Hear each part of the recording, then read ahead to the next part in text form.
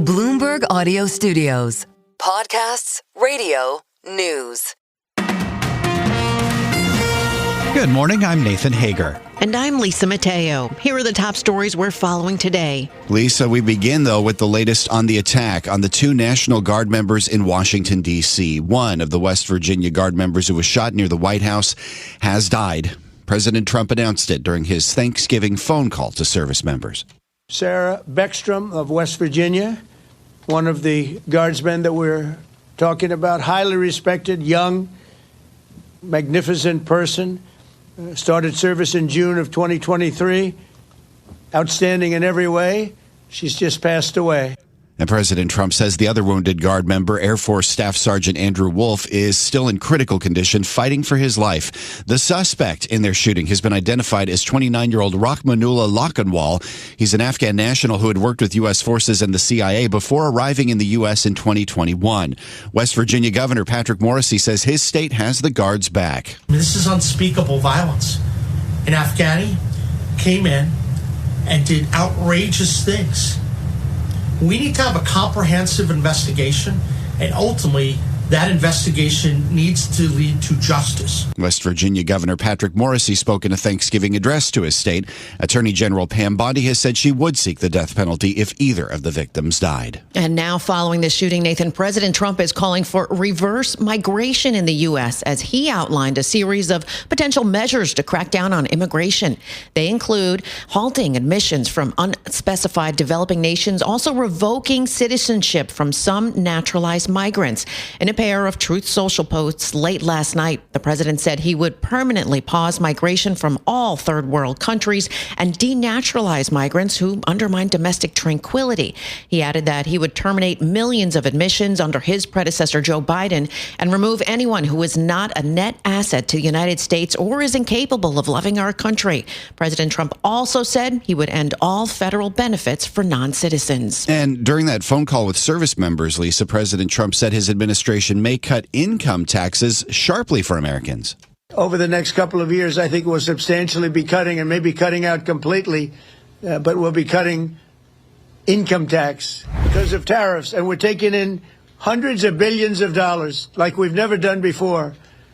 And some of that's going to go back in the form of a sort of dividend to our people. President Trump suggested revenue coming from tariffs would make up for the loss. Well, at least 128 people are now known to have died in that devastating Hong Kong fire.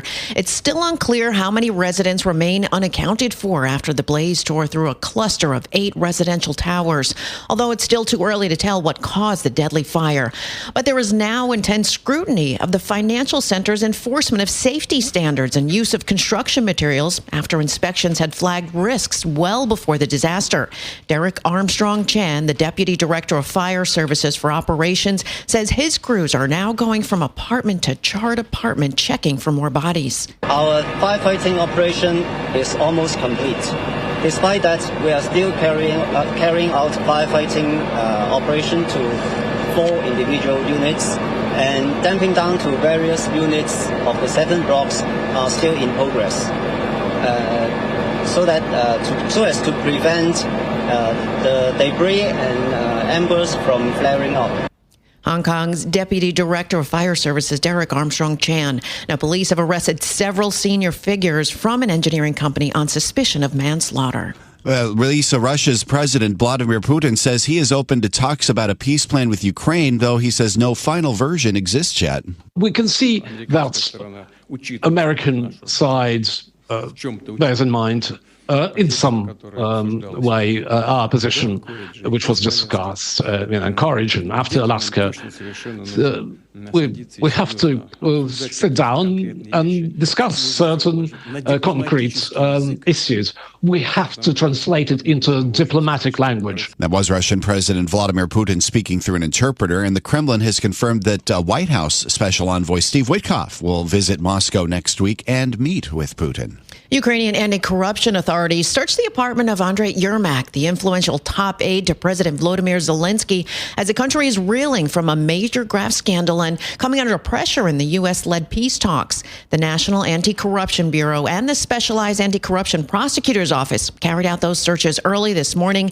Yermak confirmed that investigators were conducting procedural actions at his home and said he was cooperating fully. All right, let's turn back to these markets now, Lisa. Trading of futures and options on the Chicago Mercantile Exchange is halted. It is a technical issue at the CME's data centers. A spokesperson for CME Group says a cooling issue at Cyrus One data centers caused the halt. It's affected contracts, including those for U.S. crude oil, gasoline, and palm oil.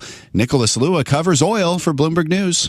It's a dark Black Friday for the U.S., and traders who were hoping for a quiet session indeed got more than what they bargained for. It's very clear that this is an unprecedented outage. Bloomberg's Nicholas Lua adds that contracts for treasuries and Wall Street futures are affected as well, along with other platforms. CME says it is working to resolve the issue in the near term and will advise clients of pre-open details as soon as they're available. Well, gold is on track for a fourth monthly gain on heightened expectations for another interest rate cut in the U.S. Silver advanced to within $1 of a record.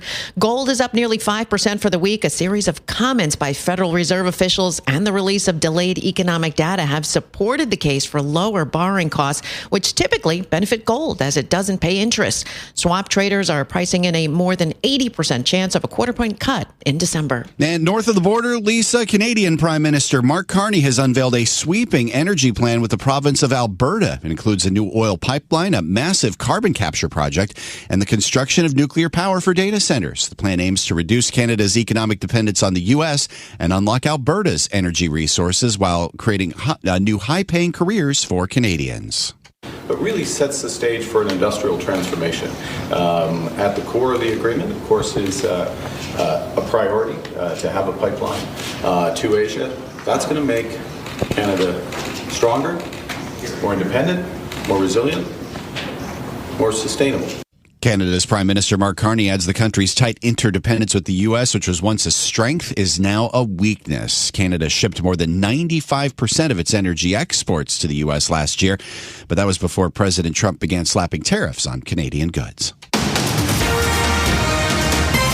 Time now for a look at some of the other stories making news in New York and around the world. For that, we're joined by Bloomberg's Michael Barr. Good morning, Michael. Good morning, Lisa. Black Friday and Cyber Monday sales may be more important than ever as the holiday shopping season officially kicks off. Shoppers may not spend as much. We have to take a cut in when it comes to the luxury things, but the necessities definitely come first.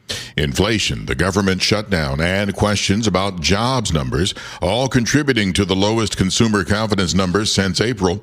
However, in Glendale, California, Alex Cover with the Glendale Galleria says they open at 9 a.m. local time, but he expects to see people earlier. We're going to have, customers who are ready to be here at 8 a.m., 9 a.m. the second the doors open, and traffic is going to continue to flow, and it's all going to go great. A recent survey found shoppers will spend about 4% less this Black Friday and Cyber Monday than last year, about $622.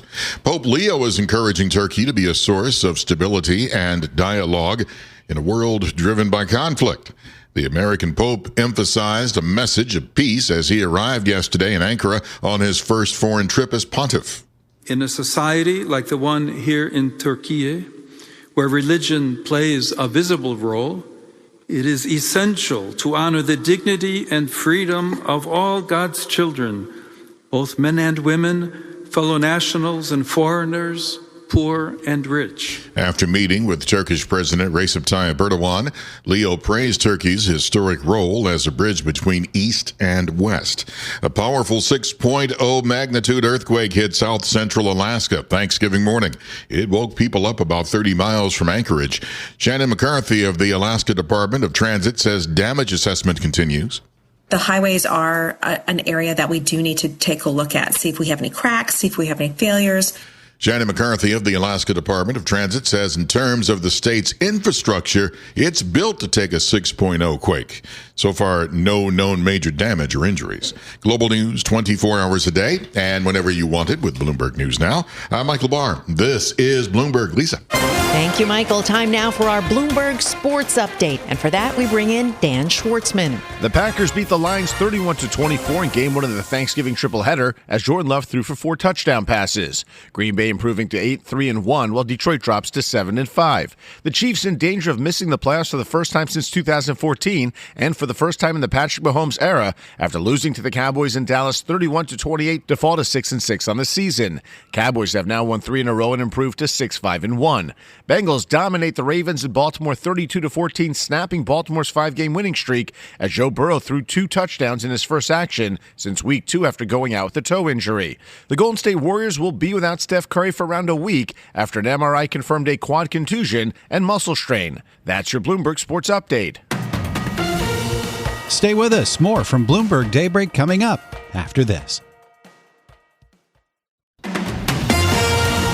Coast to coast on Bloomberg Radio, nationwide on Sirius XM, and around the world on Bloomberg.com and the Bloomberg Business app. This is Bloomberg Daybreak. Good morning, I'm Nathan Hager. President Donald Trump is calling for a sweeping crackdown on immigration following the attack on a pair of National Guard members in Washington, D.C. that has now turned deadly. For the very latest, we're joined by Bloomberg's Washington, D.C. breaking news editor, Alexander Pearson. Alex, good morning. Can you update us on this attack, what we know so far about the suspect? Good morning, Nathan. Sure. So we know that the suspect is a 29-year-old Afghan national who entered the United States in 2021 after U.S. forces withdrew from the country. We also know that prior to that, the suspect had been working with U.S. forces, including the CIA. Now, he's been living in Washington State recently and is supposed to have driven actually from Washington State to Washington, D.C., so across the entire country, to commit this act of violence against 2 National Guard members. The other update in this incident is unfortunately that one of those National Guard members who was shot died overnight. President Trump announced that. And meanwhile, the other National Guard member is still in a critical condition. The FBI Director, Kash Patel, says it's now a terrorism investigation, although they have not yet said what they believe the motive to have been in this case. But what we do know, besides the fact that this has become a terrorism investigation, is that President Trump really seems to be seizing on this to sort of further his immigration crackdown agenda even more, Alex. Absolutely. So President Trump already announced that there would be consequences for Afghan nationals in particular as a result of this yesterday. And then very late last night, he then took to Truth Social to publish a post in which he said he would permanently pause, as he put it, migration from third world countries, which is also the term he used, without actually specifying which countries that meant. Alongside that, he also said he would seek the deportation of foreigners who was, he said it, not a net asset to the United States, cut federal benefits for foreigners living in the U.S., and also strip permanent residency and even actually U.S. citizenship from naturalized citizens who were deemed to not align with the administration's agenda. He did not really give anything more in terms of specifics, so we're still waiting for him to follow up on that or for any other White House official to follow up on that. But it certainly seems like a major escalation in terms of his immigration crackdown agenda. And some of that escalation we're hearing as well, Alex, is some pretty heavy criticism of the previous administration when it comes to how it handled the evacuation of parts of Afghanistan following the takeover by the Taliban. Do we know specifically whether the suspect in this case was part of that sort of chaotic withdrawal from Kabul?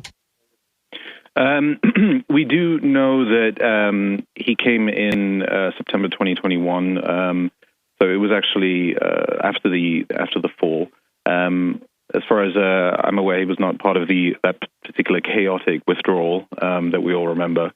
And we do know that earlier this year he actually received asylum.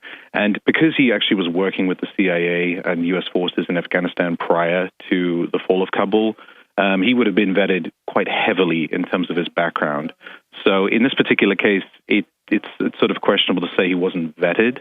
But Trump is obviously using this now to make a broader point about, Afghan migration as a whole since the fall of Kabul in 2021. And of course, certainly this is coming at a time where we've seen pretty heavy enforcement of immigration with raids in major cities, many of them led by Democrats as well. I mean, how much further could this go, given what we've heard from the president just in these Truth Social posts in the last few hours? It's a very good question because it's not entirely clear how much he could even implement of what he's just announced. He does have quite broad authority to, regulate migration from certain countries. So the policy of just stopping migration from certain countries could probably be implemented with his authority. The Supreme Court has ruled in his favor in the past on similar kind of policies. But in terms of actually the policies that would affect foreigners and naturalized U.S. citizens in the U.S. right now, it doesn't, I'm no lawyer, but it seems highly questionable that he would have that kind of authority without Congress first amending immigration and naturalization laws to allow him to do that. So it's not really clear how quickly or how far he can actually go with these latest threats. This is Bloomberg Daybreak, your morning podcast on the stories making news from Wall Street to Washington and beyond. Look for us on your podcast feed by 6 a.m. Eastern each morning on Apple, Spotify, or anywhere else you listen. You can also listen live each morning starting at 5 a.m. Wall Street time on Bloomberg 1130 in New York, Bloomberg 99.1 in Washington, Bloomberg 92.9 in Boston, and nationwide on Sirius XM Channel 121. Plus, listen coast to coast on the Bloomberg Business app, now with Apple CarPlay and Android Auto interfaces. And don't forget to subscribe to Bloomberg News Now. It's the latest news whenever you want it in 5 minutes or less. Search Bloomberg News Now on your favorite podcast platform to stay informed all day long. I'm Nathan Hager. And I'm Lisa Mateo. Join us again tomorrow morning for all the news you need to start your day right here on Bloomberg Daybreak.